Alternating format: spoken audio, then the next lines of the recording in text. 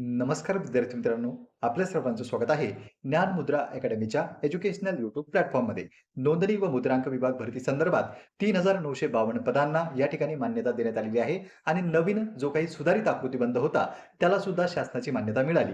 यामध्ये जी काही मान्यता मिळालेली पदे आहे, नव्याने निर्माण करण्यात आलेली पदे आहे आणि त्यासोबतच बाह्य यंत्रणेमार्फत भरल्या जाणारी पदे आहे. तर सर्व पदांची माहिती आपण या व्हिडिओच्या माध्यमातून डिटेलमध्ये पाहणार आहोत. चला तर मग सुरुवात करूया आजच्या व्हिडिओला. तुम्ही जर चॅनलवर पहिल्यांदा आलेले असाल तर चॅनलला सबस्क्राईब करून घ्या, कारण की अशीच नवनवीन माहिती तुम्हाला आपल्या चॅनलवर मिळत असते.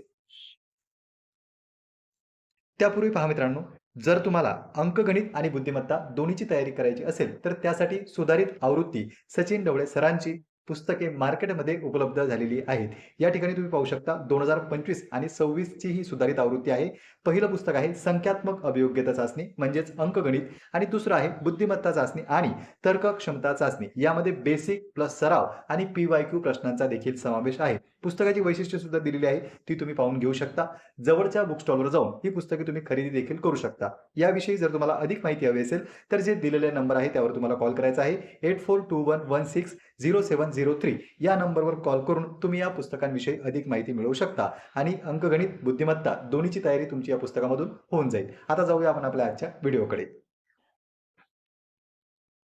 तर पहा विद्यार्थी मित्रांनो, 4 डिसेंबर 2025 म्हणजे आजचाच हा जी-आर आहे आणि वरती तुम्ही टायटल पाहू शकता. महसूल व वन विभागाच्या अधिपत्याखालील नोंदणी व मुद्रांक विभागातील पदांचा सुधारित आकृतीबंध मंजूर करण्याच्या बाबतीत हा जी-आर आजच प्रसिद्ध करण्यात आलेला आहे आणि यामध्ये कोणकोणती पदे मंजूर करण्यात आली त्याची संपूर्ण माहिती दिलेली आहे. यामधील माहिती आपण थोडक्यात जाणून घेणार आहोत. इतर जे मागील जी-आर वगैरे आहेत ते त्यांनी मेन्शन केलेले आहेत, ते आपल्याला पाहण्याची आवश्यकता नाही. थेट आपण येऊया मुद्द्यावर.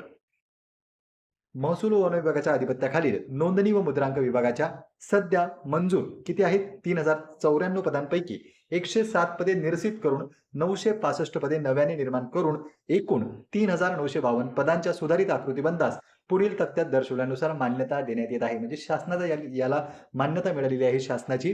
पूर्वी जी काही पदं होते त्यामध्ये आता बदल केलेला आहे. 107 पदे निरसित करण्यात आली आणि नव्याने निर्माण करण्यात आलेली किती आहे? 965 पदे. अशी एकूण पदे झालेली आहेत आता 3,952 आणि या सर्वच्या सर्व पदांच्या सुधारित आकृतीबंधास शासनाची मंजुरी देण्यात आलेली आहे. यामध्ये पदे जर आपण पाहिली तर नियमित पदे म्हणजे रेग्युलर पोस्ट आहेत या, नोंदणी महानिरीक्षक, त्यानंतर अप्पर मुद्रांक नियंत्रक. आता जी काही पदे इतर भरतीच्या मार्फत भरल्या जात नाही ती पदे आपण बघणार नाही आहोत, कारण की त्याची जाहिरात सुद्धा येणार नाही. इथे पहा काही पदे अशी आहेत जी पदोन्नतीने भरल्या जातात. त्यापैकी काही पदे डिपार्टमेंटल जे आहेत ते भरतीद्वारे भरल्या जातात. इथे पाहू शकता तुम्ही.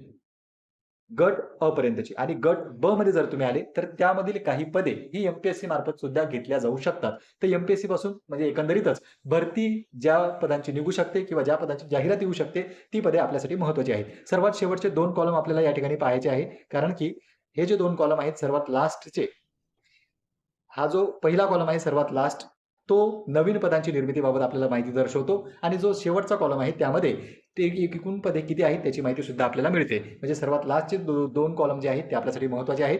एक नवीन निर्माण झालेली पदे आणि सर्वात शेवटचं आहे एकूण पदे. यामध्ये जर जिल्हा निबंधक वर्ग 2 चे पद पाहिलं आपण तर 344 एकूण पदे आहेत. त्यापैकी 84 पदे नव्याने निर्माण करण्यात आलेली आहे. नंतर सॉफ्टवेअर एनालायझर पाहू शकता तुम्ही, पद नाहीये. नंतर स्वीसहाय्यक पाहू शकता गट ब मध्ये 3 पदे आहेत. लेखाधिकारीचे 2 पदे आहेत. अप्पर कोषागार अधिकारीचं 1 पद आहे. त्यानंतर नगर रचनाकारचे 32 पदे आहेत. ही जी आहे याला सुद्धा वित्त विभागाची मान्यता मिळालेली आहे. नंतर जर पुढे आपण पद पाहिलं तर सांख्यिकी अधिकारी आहे 1 पद, सहाय्यक लेखा अधिकारी 17 पदे आहेत. एकूण ब ची म्हणजे राजपत्रित जर आपण पदे पाहिली तर ती आहेत 400 पदे. किती आहे टोटल? 400 पदे. त्यापैकी 100 पदे ही नव्याने निर्माण करण्यात आलेली आहे, म्हणून पदांची संख्या झाली 400. नंतर जर पदे पाहिली लघुलेखक उच्च श्रेणी 25 पदे, दुय्य निबंधक श्रेणी 1 474 पदे. त्यानंतर 23 सहाय्यक नगर रचनाकार पद आहे 139. त्यानंतर सहाय्यक विधी अधिकारी 4 असे एकूण गट ब मधले अराजपत्रित पदे जर आपण पाहिली तर ती होतात 642. एकूण पदे आहेत किती विद्यार्थी मित्रांनो? 642. त्यापैकी 147 पदे नव्याने निर्माण करण्यात आलेली आहे. नंतर जर खाली आपण आलो तर काही गट क मधले आपल्याला पदे दिसतात. यामध्ये सहाय्यक व्यवस्थापक 0 पद आहे. उपलेखपाल 44 पदे आहेत. रचना सहाय्यक पद नाही आहे. कॉम्प्युटर प्रोग्रामर पद नाही आहे या ठिकाणी. वरिष्ठ लिपिक 498 पदे आहेत. वरिष्ठ लिपिक किंवा ज्याला पर्यवेक्षक, लेखकपाल आणि भांडारपाल असं म्हटलं जातं त्याची पदे आहेत एकूण 498. नंतर जर पुढे आपण पाहिलं तर कनिष्ठ लिपिक आहे 1448. भरपूर सारी पदे आहेत. नंतर कनिष्ठ आरेखक जर पाहिलं आपण 10 पदे आहेत. ट्रेसर जर पाहिलं 15 पदे आहेत. त्यानंतर कार्यनिर्देशक पद नाहीये. प्रमुख परिवर्तक पद नाहीये.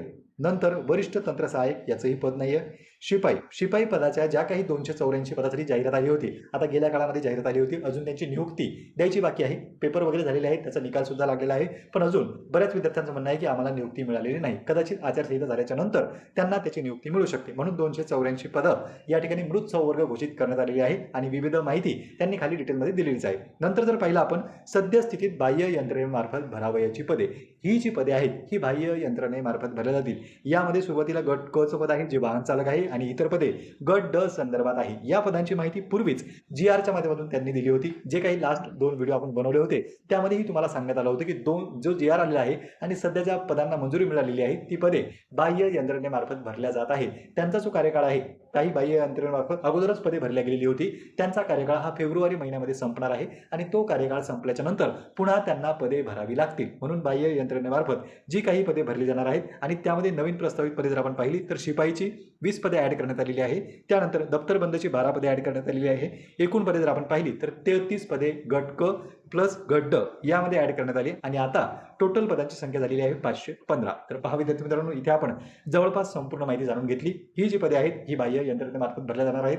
वरची जर पदे पाहिली आपण तर काही पदे ही डिपार्टमेंटल एक्झाममधून भरल्या जाऊ शकतात किंवा काही पदांची जाहिरात MPSC मार्फत सुद्धा येऊ शकते. नगर रचनाकार हे जे पद आहे या पदाची सेपरेट जाहिरात येऊ शकते, त्याला वित्त विभागाची मान्यता मिळालेलीच आहे. आणि जी काही शिपाईची भरती होती लास्टवाली त्यांना अजून नियुक्ती द्यायची बाकी आहे, म्हणून ते पदे मृत संवर्ग घोषित करण्यात आलेली आहे. इतर माहिती या GR मध्ये तुम्ही वाचून घेऊ शकता. जी काही महत्त्वपूर्ण माहिती होती ती आपण जाणून घेतली. तर यावर तुमचे काही प्रश्न असतील तर तुम्ही ते कमेंट बॉक्समध्ये विचारा. याची भरती लवकरच व्हायला पाहिजे का, तुम्हाला याबद्दल काय वाटतंय, आणि जर तुम्ही शिपाईचा पेपर दिला होता तर त्याची सद्यस्थिती काय हे तुम्ही कमेंट बॉक्समध्ये कमेंट करून सांगू शकता. पुन्हा भेटूया आपण अशाच एका माहितीपूर्ण व्हिडिओमध्ये. नमस्कार.